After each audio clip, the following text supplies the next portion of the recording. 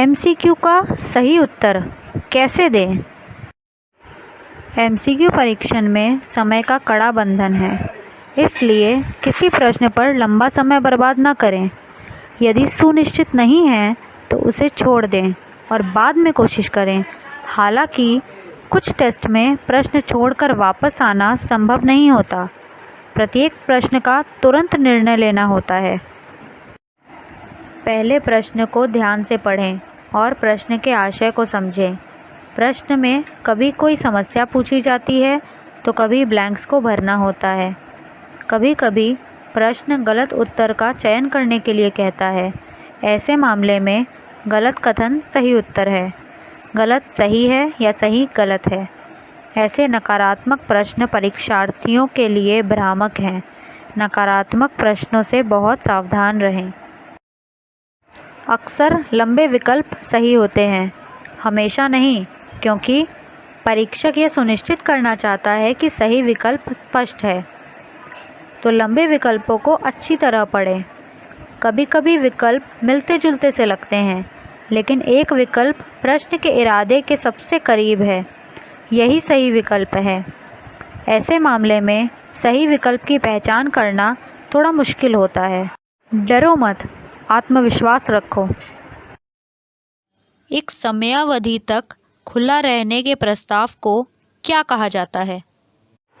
किसी प्रस्ताव को अगर एक निश्चित अवधि तक स्वीकृति के लिए खुला रहने की अनुमति दी जाती है, ऐसे प्रस्ताव को आमतौर पर स्टैंडिंग ऑफर कहा जाता है, लेकिन कभी कभी उन्हें कंटिन्यूइंग ऑफर या ओपन ऑफर भी कहा जाता है।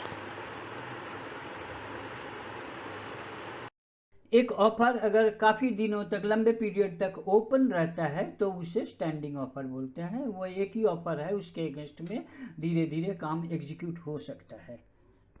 इसे कभी कभी कंटिन्यूइंग ऑफर या ओपन ऑफर भी कहा जाता है, लेकिन नॉर्मली इसे स्टैंडिंग ऑफर ही कहते हैं। तो standing offer, continuing offer, open offer सब एक ही चीज़ है। इसलिए विकल्प डी सही है।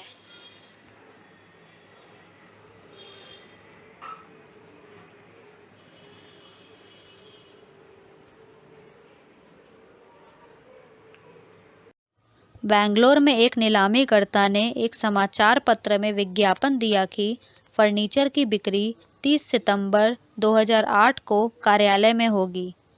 नीलामी में भाग लेने के लिए कोलकाता से एक ब्रोकर आया था, लेकिन नीलामीकर्ता से सभी फर्नीचर वापस ले लिए गए थे। कोलकाता के दलाल ने नीलामीकर्ता पर उसके समय और खर्च के नुकसान के लिए मुकदमा दायर किया। नीलामीकर्ता का विज्ञापन इनविटेशन टू ऑफर है, ऑफर नहीं। इसलिए ब्रोकर मुआवजा पाने में सफल नहीं होगा, क्योंकि कोई कॉन्ट्रैक्ट ही नहीं बना। इस मामले में विकल्प ए, सी और डी गलत है। ऑक्शन सेल के लिए ऑक्शनियर का एडवर्टाइजमेंट, अनाउंसमेंट एक इनविटेशन टू ऑफर है, कोई ऑफर नहीं है। इसलिए ऑक्शनियर अगर अनाउंसमेंट के अनुसार ऑक्शन नहीं किया तो उसके अगेंस्ट में कोई क्लेम नहीं हो सकता, कि ऑक्शनियर के साथ में किसी का कोई कंट्रैक्ट ही नहीं बना। ऑक्शनियर का कोई जनरल ऑफर नहीं है। ऑफर तो ऑक्शनियर का बिड में होता है, ऑक्शन का अनाउंसमेंट में नहीं। ऑक्शनियर के अगेंस्ट में कोई क्लेम नहीं हो सकता। इसलिए विकल्प बी सही है।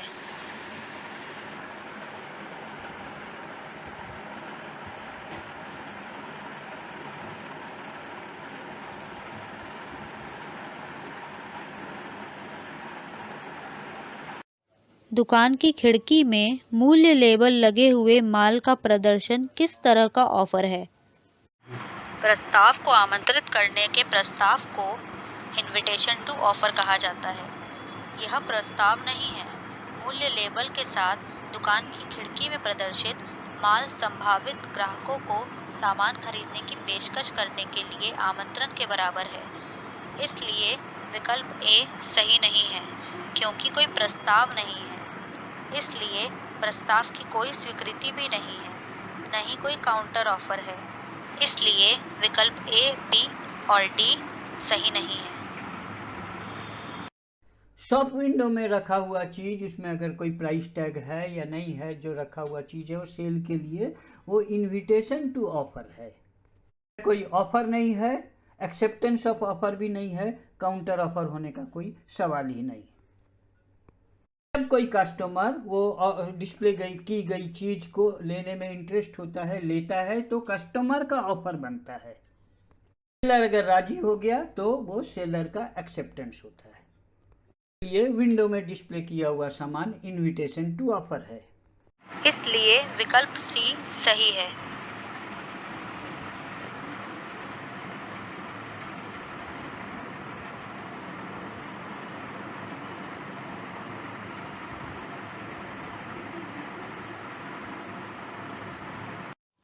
एस ने अपने खोए हुए कुत्ते को वापस करने वाले को इनाम की पेशकश की।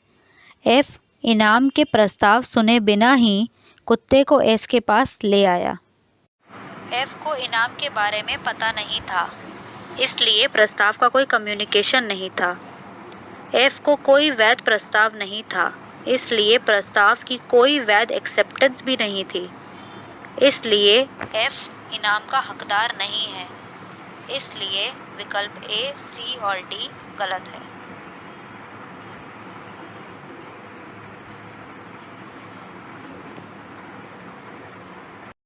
जनरल ऑफर एक जनरल अनाउंसमेंट होता है, स्पेसिफिकली एक्सेप्ट करने की जरूरत नहीं, लेकिन उस ऑफर का कम्युनिकेशन उस व्यक्ति को जिसने उस ऑफर के अनुसार कुछ काम किया है उसे इन्फॉर्मेशन होना चाहिए। ऐसे ही वॉलंटरी बगैर सुने अगर वो कुछ करता है तो उसे उसका बेनिफिट, वो कोई कंट्रैक्ट नहीं बनता है, उसे कुछ वो उसका कोई अधिकार नहीं बनता है।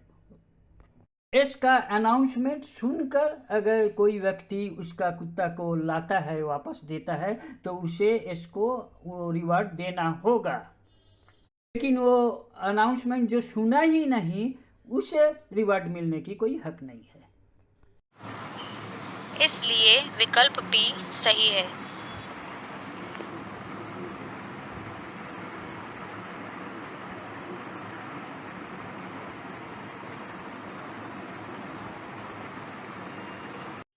के ने एल को जमीन के एक टुकड़े को 10 लाख रुपए में बेचने का प्रस्ताव का पत्र 2 मई को पोस्ट किया। एल को पत्र 9 मई को प्राप्त हुआ। एल ने 11 मई को उस पत्र का जवाब दिया, जो के को 18 मई को प्राप्त हुआ। के विरुद्ध ऑफर का संचार किस तारीख को पूरा हो गया? ऑफर का पत्र 2 मई पोस्ट किया गया था। उस दिन के विरुद्ध ऑफर का संचार पूरा हो गया। इसलिए विकल्प ए, सी और डी गलत है।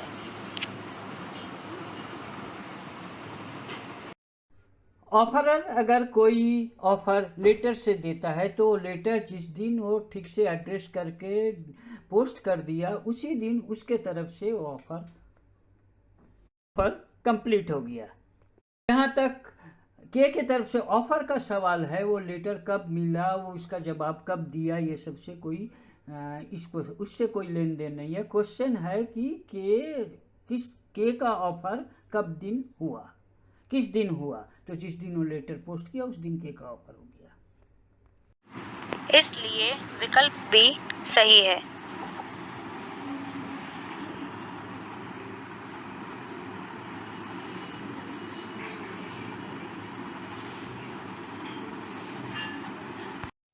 दस जनवरी 2021 को ए एक पत्र द्वारा बी को अपना घर 40 लाख रुपये में बेचने की पेशकश करता है।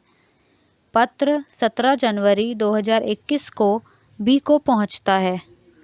बी 18 जनवरी 2021 को अपनी स्वीकृति पोस्ट करता है, जो 30 जनवरी 2021 को ए तक पहुंच जाता है। यहाँ ऑफर की ओर से प्रस्ताव का संचार कब पूरा होता है? ऑफरी बी को 17 जनवरी 2021 को ए का प्रस्ताव पत्र प्राप्त हुआ है। ऑफरी की ओर से ऑफर का संचार 17 जनवरी 2021 को पूरा होता है। तो इस मामले में विकल्प ए, बी और डी गलत है।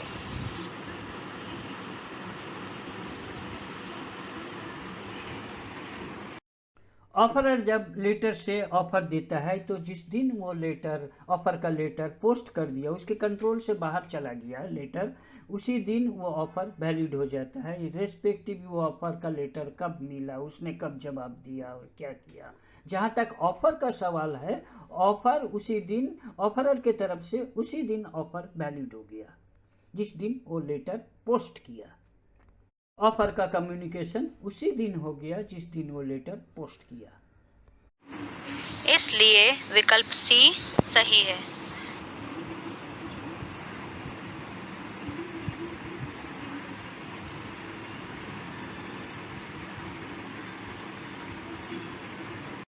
X 5 तारीख को Y को पत्र द्वारा एक प्रस्ताव देता है। पत्र 6 तारीख को Y के पास पहुंचता है। Y अपना स्वीकृति पत्र 7 तारीख को पोस्ट करता है। इस बीच 8 तारीख को X प्रस्ताव को रद्द करने का पत्र Y को पोस्ट करता है। इसे देखते ही Y 8 तारीख को X को एक टेलीग्राम भेजता है जिसमें 7 तारीख पत्र के माध्यम से दी गई स्वीकृति की पुष्टि करता है। इन संचारों का कानूनी प्रभाव क्या है? X प्रस्ताव को रद्द करने के लिए एक पत्र Y को 6 तारीख को पोस्ट करता है, यानी Y द्वारा स्वीकृति पत्र पोस्ट करने की तारीख से पहले। इसलिए X और Y के बीच कोई अनुबंध नहीं है। इस मामले में विकल्प B, C और D गलत है।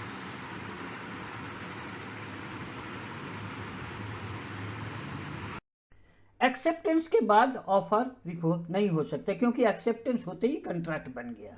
इन एक्सेप्टेंस के पहले ऑफर रिवोक किया जा सकता है। एक्सेप्टेंस के पहले किया गया ऑफर का रिवोकेशन वैलिड है तो ऑफर खत्म हो गया, कोई कॉन्ट्रैक्ट नहीं बन सकता। इसलिए विकल्प ए सही है।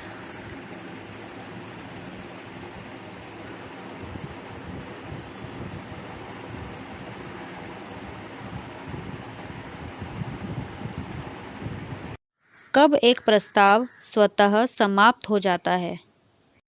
जब प्रस्तावकर्ता द्वारा उसकी स्वीकृति से पहले किसी भी समय उसे रद्द कर दिया जाता है, यदि प्रस्तावक मर जाता है या पागल हो जाता है और दूसरे पक्ष को स्वीकृति से पहले इसके बारे में पता चलता है, यदि निर्दिष्ट समय के भीतर या उचित समय के भीतर स्वीकार नहीं किया जाता है, इन सभी मामलों में प्रस्ताव स्वतः समाप्त हो जाता है।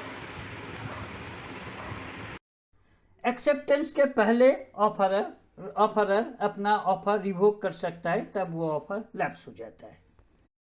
ऑफरर मर जाता है या इंसेन हो जाता है तब भी वो ऑफर लैप्स हो जाता है। ऑफरर अगर कोई टाइम स्पेसिफाई करता है और उस टाइम के अंदर अगर एक्सेप्टर एक्सेप्ट नहीं करता है तब भी ऑफर लैप्स हो जाता है, वो टाइम से पार हो जाने से, टाइम के बाद। इन सभी स्थिति में ऑफर लैप्स हो जाता है। इसलिए विकल्प डी सही है।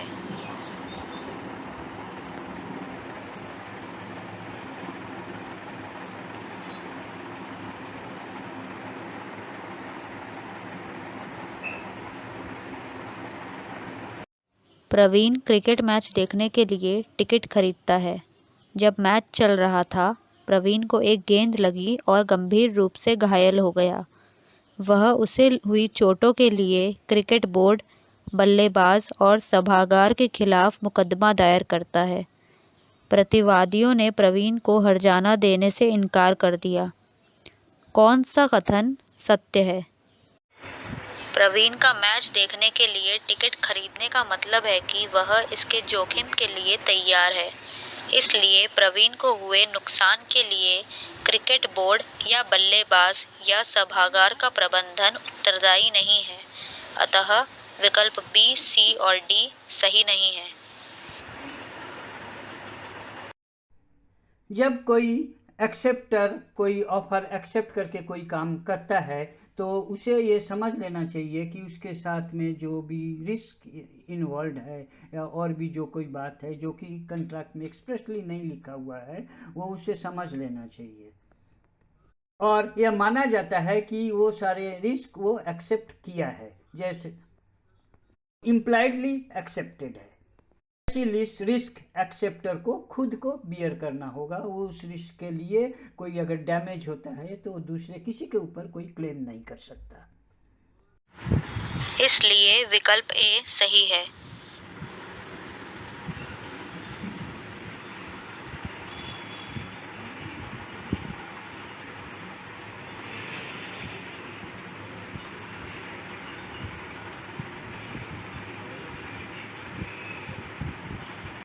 ए ने अपना 12 किलो वजन का सूटकेस रेलवे क्लॉकरूम में जमा कर दिया। सूटकेस में रुपए और कीमती सामान थे जिनका मूल्य 15,000 था। क्लॉकरूम टिकट में कहा गया है कि खोई हुई वस्तु के लिए रेलवे की अधिकतम जिम्मेदारी 100 रुपये प्रति किलोग्राम या अधिकतम 1000 रुपये प्रति वस्तु है। क्लॉकरूम से सूटकेस खो गया। ए वास्तविक नुकसान के लिए 15,000 रुपये का दावा करता है। ए द्वारा क्लॉकरूम में सूटकेस जमा करना निहित स्वीकृति है, इसलिए माना जाएगा कि ए ने क्लॉकरूम के टिकट में लिखे हुए शर्तों को मान लिया। इसलिए सूटकेस के लिए ए अधिकतम राशि केवल 1000 रुपये का दावा कर सकता है। इसलिए विकल्प ए, सी और डी गलत है।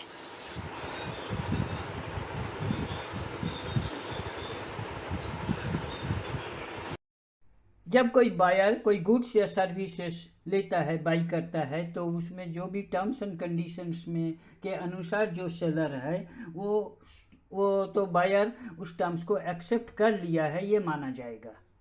तो उसमें डैमेज कंपेंसेशन रिवार्ड जो भी कोई प्रोविजन है वो टर्म्स के अनुसार ही मिलेगा। वो अपना कोई क्लेम अलग नहीं कर सकता। वो अपना कितना डैमेज हुआ है उसका क्लेम नहीं कर सकता है, उसको टर्म्स के अनुसार ही मिलेगा।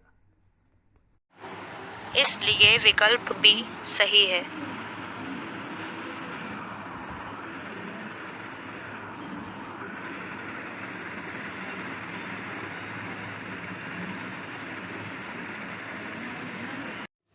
नीलामी बिक्री में एक्स सबसे अधिक बोली लगाने वाला है। नीलामकर्ता बोलकर नहीं बल्कि मेज पर हथौड़े से प्रहार का मतलब क्या है? नीलामी बिक्री में एक्स सबसे अधिक बोली लगाने वाला है। नीलामकर्ता बोलकर नहीं बल्कि मेज पर हथौड़े से प्रहार करके प्रस्ताव स्वीकार करता है, तो यह एक इम्प्लाइड स्वीकृति है।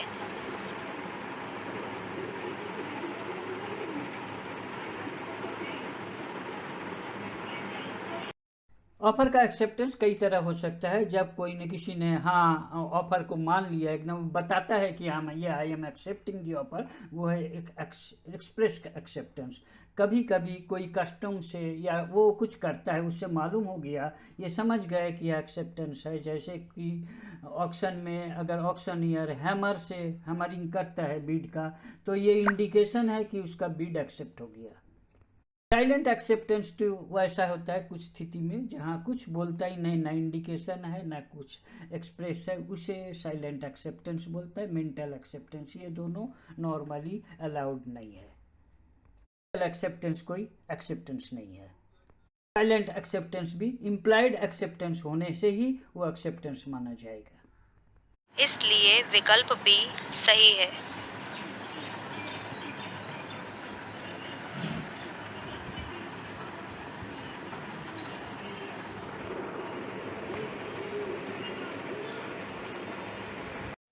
डाक के माध्यम से स्वीकृति का संचार प्रस्तावकर्ता के विरुद्ध कब पूरा होता है?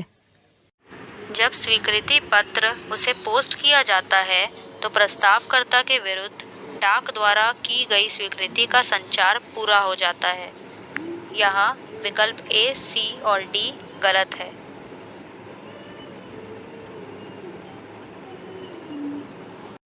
जब कोई ऑफर लेटर द्वारा ऑफर करता है, तो जब वो लेटर पोस्ट कर दिया, एड्रेस करके स्टैंप लगा के पोस्ट कर दिया, उसी दिन उसके तरफ से ऑफर का कम्युनिकेशन हो गया। वो लेटर कब ऑफरी को मिला, वो लेटर ट्रांजिट में है या नहीं, या ऑफरी उसको उस पर मिल के साइन किया है या नहीं, वो लेटर को मिलने का ये सबसे कोई मतलब नहीं है। ऑफरर के तरफ से ऑफर लेटर पोस्ट करते ही ऑफरर के तरफ से कम्युनिकेशन हो गया, ऑफर का कम्युनिकेशन हुआ जस्ट। इसलिए विकल्प बी सही है।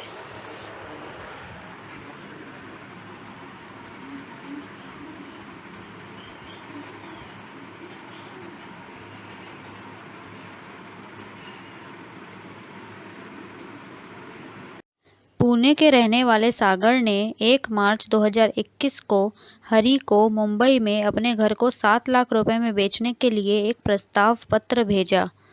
प्रस्ताव के उस पत्र में सागर ने उल्लेख किया कि उन्हें 31 मार्च 2021 तक अपनी स्वीकृति को सूचित करना होगा। हरि ने प्रस्ताव को स्वीकार कर लिया और विधिवत मोहर लगा स्वीकृति पत्र 28 मार्च 2021 को भेज दिया। हरि द्वारा भेजा गया स्वीकृति पत्र ट्रांजिट में खो गया था। 30 अप्रैल 2008 को सागर ने मुंबई में एक अन्य पार्टी को अपना घर 8 लाख रुपये में बेच दिया। हरि अनुबंध के उल्लंघन के लिए सागर पर मुकदमा करना चाहता है। हरि की ओर से स्वीकृति पत्र पोस्ट करते ही स्वीकृति पूर्ण हो जाती है। इसलिए हरि और सागर के बीच एक अनुबंध बनाया गया है। स्वीकृति पत्र के खो जाने के कारण स्वीकृति अमान्य नहीं होगी। हरि अनुबंध के उल्लंघन के लिए सागर पर मुकदमा कर सकता है। यहाँ विकल्प ए और सी गलत है और इसलिए विकल्प डी भी गलत है। एक्सेप्टर अगर ऑफर एक्सेप्ट करता है तो जो एक्सेप्ट करने के साथ साथ ही कंट्रैक्ट बन जाता है और वो कंट्रैक्ट वैलिड होता है। दोनों पार्टी को वो कंट्रैक्ट मानना होगा। कोई अगर ब्रीच करता है तो उसके लिए जो ब्रीच करता है वो लायबल रहेगा। इसलिए विकल्प बी सही है।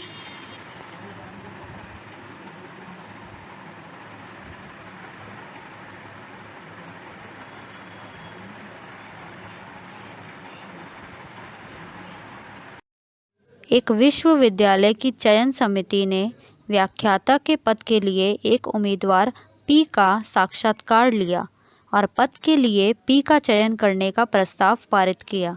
समिति के एक सदस्य ने अपनी व्यक्तिगत हैसियत से पी को चयन समिति पारित प्रस्ताव के माध्यम से किए गए चयन के बारे में सूचित किया, लेकिन पी को उनके चयन के संबंध में विश्वविद्यालय से कोई सूचना नहीं मिली। इसके बाद विश्वविद्यालय द्वारा चयन रद्द कर दिया गया और पी को पद के लिए नियुक्त नहीं किया गया। पी विश्वविद्यालय पर मुकदमा नहीं कर सकते क्योंकि विश्वविद्यालय ने पी को प्रस्ताव पारित करने की सूचना नहीं दी है। इसलिए विश्वविद्यालय पर कोई अनुबंध बाध्यकारी नहीं है। यहाँ विकल्प ए और सी गलत है और इसलिए विकल्प डी भी गलत है।